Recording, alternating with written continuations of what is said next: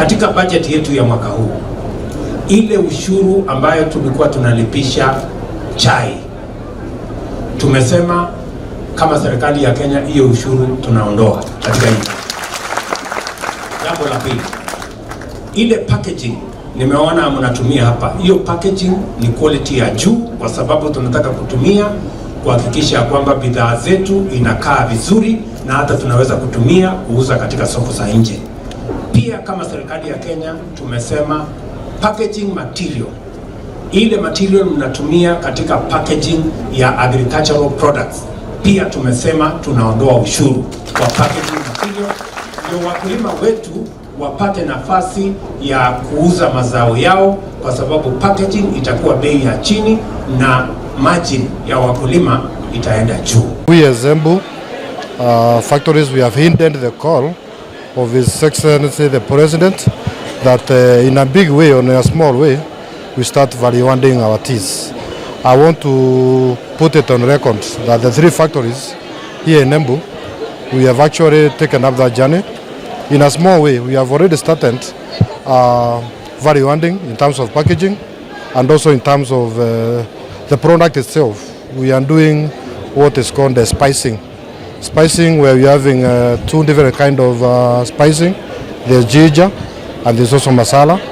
We have also gone down to take care of the Kandogo economy. We are packaging as little or as small as 15 grams, which costs around 10 shillings. So we know this value addition is a journey we have started, but eventually we are going to do it in a big way, because you know very well that the orthodox teas right now in the world market, they are fetching a lot of money, and we as the 3 factories, we are actually in a journey to make sure that we are able to supply also the orthodox teas. And we are working in a collaboration with the county government of Embu and also the national government, whereby we would like to have a central point, where maybe we can now start value-adding our tea as Embu tea. Producing this value-added tea.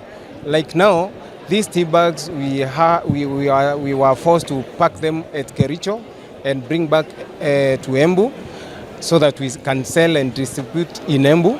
But my urge and prayer from the President is to support Embu factories, get a machine that can pack all teas in Mount Kenya region, because our governor has allocated us a place or a space where we shall have a central place for value addition. But now I request the President to help us get the machine, which costs around 100 million to do tea bags and packaging, and this will help our farmers now reduce on cost of transporting from Embu or from Meru or from Kirinyaga all the way to Ketepa.